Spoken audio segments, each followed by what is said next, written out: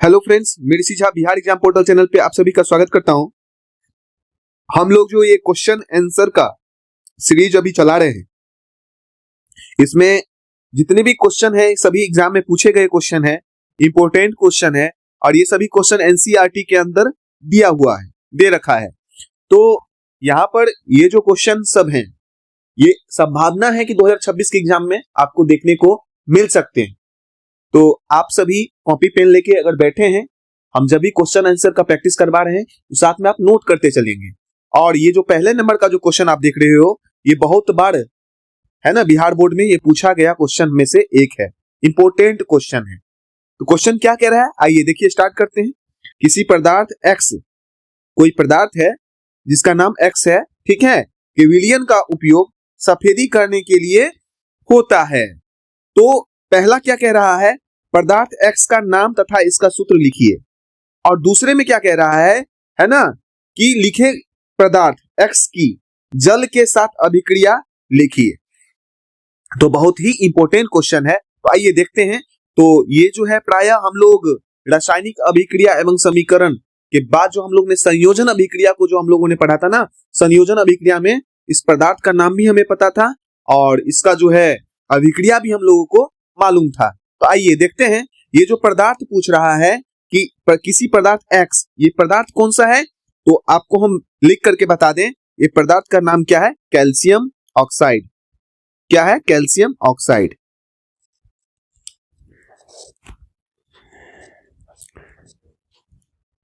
Calcium oxide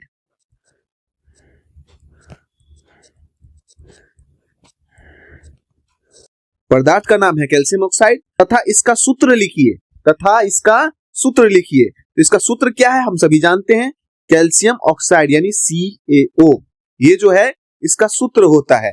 तो एकदम ध्यान में रखिएगा। तो ये पहले नंबर का ये जो आप देख रहे हो ना, पहले नंबर क्वेश्चन का ये जो है आंसर यहां पर हमें प्राप्त हो गया। दूसरे नंबर में क्या कह रहा है, ऊपर है कि नहीं, यानी एक में लिखे पदार्थ एक्स की जल के साथ अभिक्रिया लिखिए। यानी ये जो ऊपर में लिखे पदार्थ एक्स है ना, कि जल के साथ अभिक्रिया करके लिखने के लिए कहा गया है। तो हम सभी ये जो है संयोजन अभिक्रिया में इस अभिक्रिया को पढ़ चुके हैं। तो कैल्शियम ऑक्साइड जो है रासायनिक सूत्र CaO है ना, ये CaO का अभिक्रिया जल के साथ कह रहा है करने के लिए। किसके साथ कह रहा है, तो जल। तो जल का सूत्र क्या होता है, H2O, हम सभी जानते हैं। ये दोनों जब अभिक्रिया करेंगे तो क्या बनेगा, कैल्शियम हाइड्रो ऑक्साइड बनेगा। Calcium hydro oxide. यानी यहां से ये देखो, ये क्वेश्चन जो है यहां से भी एक क्वेश्चन बना सकता है और यहां से भी एक क्वेश्चन बना सकता है। फिलहाल तो ये खुद क्वेश्चन है ना, इंपॉर्टेंट क्वेश्चन है।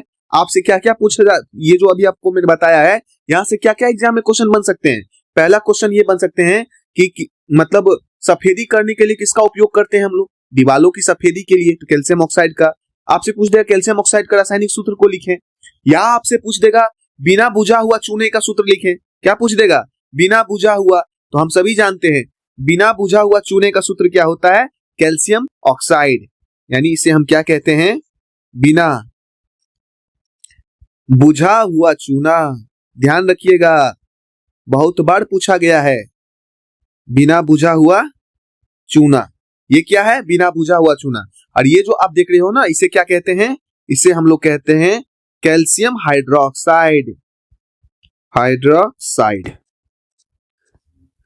और यही कैल्शियम हाइड्रोक्साइड है ना, पूछेगा लिखने के लिए देगा कैल्शियम हाइड्रोक्साइड का सूत्र लिखें, तो आप Ca(H) का होल ट्वाइस लिख दोगे।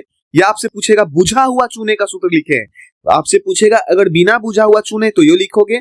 अब बिना बुझा हुआ चूने का है ना, यानी ये बिना बुझा हुए चूने का सूत्र हो गया। और पूछेगा बुझा हुआ चूने का सूत्र लिखने के लिए, तो कैल्शियम हाइड्रोक्साइड लिखोगे। इसे हम क्या कहते हैं, बुझा हुआ चूना। क्या कहते हैं, बुझा हुआ चूना के नाम से इसे जानते हैं। ठीक है, तो हम उम्मीद करते हैं कि आपको कोई दिक्कत इस क्वेश्चन के अंतर्गत अगर एग्जाम में आता है तो आपको नहीं होगा। अगर आपसे पूछा जाए इस तरह का क्वेश्चन, पदार्थ एक्स का नाम, तो पदार्थ एक्स का नाम कैल्शियम ऑक्साइड है ना, इसका सूत्र पूछेगा तो भी आप लिख दोगे। ऊपर जो आप देख रहे हो ना, लिखे पदार्थ एक्स का जल के साथ अभिक्रिया, यह अभिक्रिया हमने देखा है, CaOH2O है ना, अभिक्रिया करता है तो कैल्शियम हाइड्रोक्साइड होता है। और जब इस सफेदी कर देते हैं तो ये CO2 से अभिक्रिया करता है, अब बना देता है CaCO3 जिसे हम कैल्शियम कार्बोनेट कहते हैं, और ये सफेद दूधिया हो जाता है। तो जितना पूछा है उतना ही, लेकिन जानकारी ये जो अभी मैंने बताया है कैल्शियम कार्बोनेट का वो भी होना चाहिए, वो भी पूछ सकता है। तो आपसे पूछ सकता है बिना बुझा हुआ चूना का सूत्र, तो CaO, बुझा हुआ चूना का सूत्र CaN2H का होल ट्वाइस। या और आपको बता दें ये वेरी वेरी इंपॉर्टेंट क्वेश्चन है, इसे हम 5 स्टार दे देते हैं। ठीक है, ये बहुत बार पूछा गया क्वेश्चन है। ठीक है, तो आप उम्मीद करते हैं कि आपने समझा होगा। चलिए नेक्स्ट क्वेश्चन को हम लोग देखते हैं आगे। अब क्वेश्चन नंबर 2 क्या कह रहा है, क्रियाकलाप 1.7 में एक परख नली में एकत्रित गैस की मात्रा दूसरे से दुगुनी क्यों है, उस गैस का नाम बताइए। उस गैस का नाम बताने के लिए कह रहा है। अगर ये क्रियाकलाप 1.7 जिसमें जल का विद्युत अपघटन हमने बताया था आपको, अगर जल का विद्युत अपघटन रासायनिक अभिक्रिया एवं समीकरण में जो है वियोजन अभिक्रिया में जल का विद्युत अपघटन अगर आपने नहीं पढ़ा है तो वहां पे आप जाकर के देखें, आपको अच्छे समझ में आ जाएगा। वहां पे आपको मैंने क्या बताया था कि इलेक्ट्रोड और कैथोड नाम के 2 छड़ होते हैं, जिस पर जो है जिसको हम पॉजिटिव से जोड़ते हैं वो एनोड होता है, जिसको हम निगेटिव से जोड़ते हैं वो कैथोड होता है। जब उसमें H2SO4 डाल दिया जाता है जल के विलयन में, है ना, जल में H2SO4 डाल दिया जाता है और करंट की सप्लाई होती है, तो क्या होता है, विद्युत धारा के प्रवाह होते ही हाइड्रोजन H+ में टूटता है, ऑक्सीजन O- में टूटता है, और यहाँ पे क्या होता है, हाइड्रोजन प्लस में टूटता है लेकिन ऑक्सीजन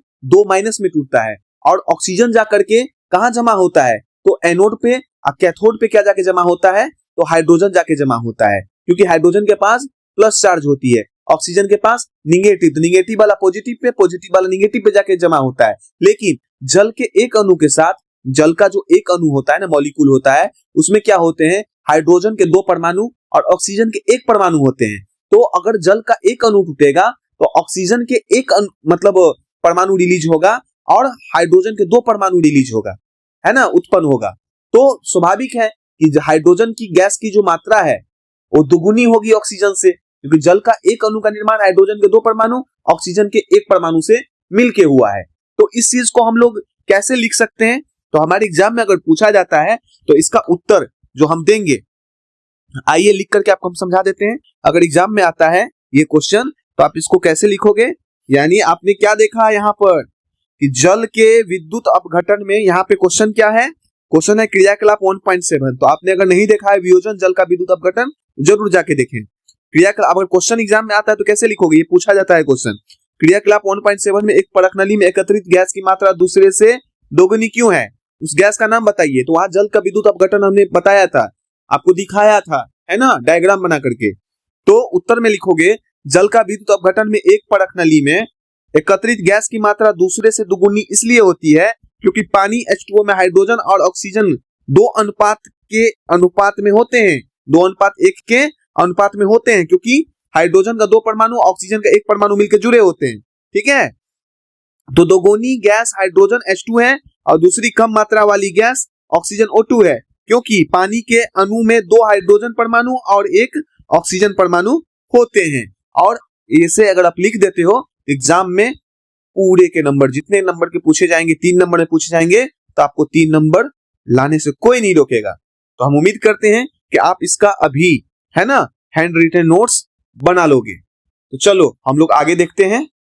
अब अगला क्वेश्चन देखिए, जब लोहे की कील को कॉपर सल्फेट के विलयन में डुबोया जाता है तो विलयन का रंग क्यों बदल जाता है। जब लोहे की कील को कॉपर सल्फेट के विलयन में डुबोया जाता है तो विलयन का रंग क्यों बदल जाता है। ये भी अभिक्रियाएं हमने रासायनिक अभिक्रिया एवं समीकरण में, विस्थापन अभिक्रिया में आपको मैंने पढ़ाया था। विस्थापन अभिक्रिया आपने अगर पढ़ा है तो वहां आपने समझा होगा। देखिए एक विलयन है, मान लो एक कंटेनर है, मग है या परख नली है, इसमें हमने क्या किया, कॉपर सल्फेट का विलयन। कॉपर सल्फेट का विलयन कैसा होता है, थोड़ा नीला होता है। कैसा होता है, नीला, इसीलिए इसे हम क्या कहते हैं, नीला थोथा भी कहते हैं। क्या कहते हैं, नीला थोथा। ठीक है, ये कॉपर सल्फेट का विलयन है, इसका कलर कैसा है, नीला। जब इसमें हम लोहे की कील को अगर डुबोएंगे, मान लो यहां पे हमने क्या किया, लोहे की कील को डुबो दिया, ठीक है, और डुबोने के बाद क्या होगा ना कि ये जो आप कलर देख रहे हो, ये कॉपर सल्फेट का जो ये विलयन है, ठीक है, ये कॉपर सल्फेट का जो ये विलयन है, इसका कलर क्या हो जाता है, थोड़ा फीका होता है। और ये जो लोहे की कील है, इसको 2 घंटा 3 घंटा तक अगर आप छोड़ दोगे तो इसको जब बाहर निकालोगे तो इसके ऊपर आप देखोगे कि क्या देखोगे कि इसके ऊपर भूरा भूरा भूरा भूरा कोई परत जो है जम गया है। इसको अगर आप उंगली से, है ना, टच करके रब करोगे तो आपके उंगली पे भी, स्किन पे भी ये ब्राउन ब्राउन ब्राउन कलर लग जाएगा। ये जो कलर लगेगा यही कॉपर होगा। अब आपको हम इसको समीकरण के माध्यम से आपको हम समझाते हैं। इसमें क्या होता है, प्रायः विस्थापन अभिक्रिया होता है। यहाँ पे क्या कह रहा है, जब लोहे की कील को कॉपर सल्फेट के विलयन में डुबोया जाता है तो लोहे की कील, तो लोहा का सूत्र क्या होता है, तो लोहा का सूत्र होता है Fe, है ना। अब इसको क्या करते हैं हम लोग, कॉपर सल्फेट के विलयन में डुबोते हैं। किस विलयन में, कॉपर सल्फेट, CuSO4, CuSO4 इसका विलयन है, तो विलयन है कॉपर सल्फेट का। किसका है, यहां हम लिख देते हैं कॉपर सल्फेट, ये विलयन है कॉपर सल्फेट का। ऐसा कलर कैसा है, नीला, नीला कलर का है, ठीक है। और जब ये दोनों परस्पर अभिक्रिया करती है तो ये जो आयरन है ना, ये ज्यादा क्रियाशील तत्व है ना, ये ज्यादा क्रियाशील है। किससे, कॉपर से। और सक्रियता श्रेणी में की अगर बात करें, है ना, तो ये Fe कॉपर से ऊपर आता है। क्रियाशीलता जो है, अभिक्रियाशीलता किसकी ज्यादा है, क्रियाशीलता आयरन की ज्यादा है अपेक्षाकृत कॉपर से, है ना।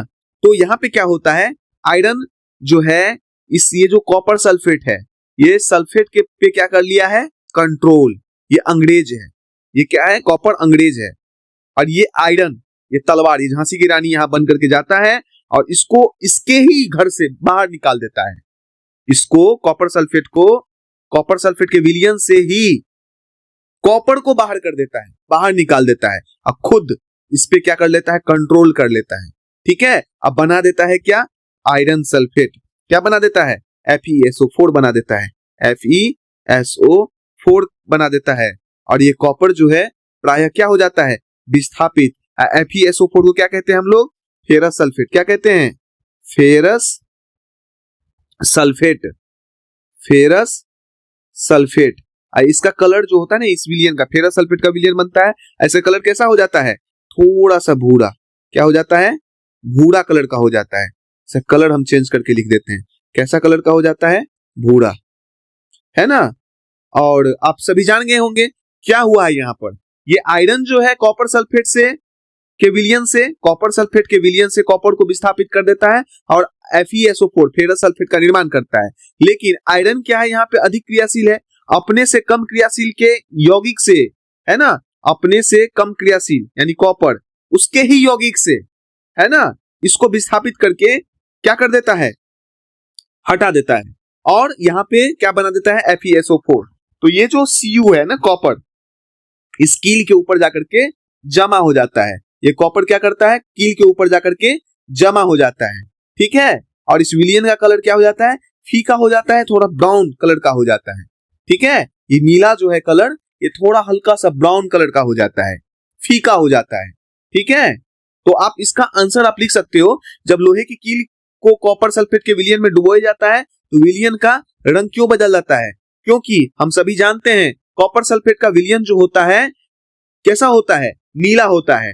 जब इस विलयन में लोहे की कील को अगर हम डुबोते हैं, है ना, लोहे की कील को अच्छे से रेगमाल से साफ करके चमकीला बना करके इसको हम डालते हैं, तो प्रायः क्या होता है, कॉपर से अधिक क्रियाशील आयरन क्या करता है, कॉपर सल्फेट के विलयन से उसको ही विस्थापित कर देता है, अब बना देता है फेरस सल्फेट। और ये जो कॉपर है ना, ये कॉपर जो है जाकर के उस आयरन की कील पे जमा हो जाता है और ये जो फेरस सल्फेट का विलयन है वो थोड़ा हल्का सा क्या हो जाता है, ब्राउन कलर का, फीका ब्राउन, पूरा ब्राउन नहीं, हल्का सा ब्राउन हो जाता है, ठीक है, फीका हो जाता है।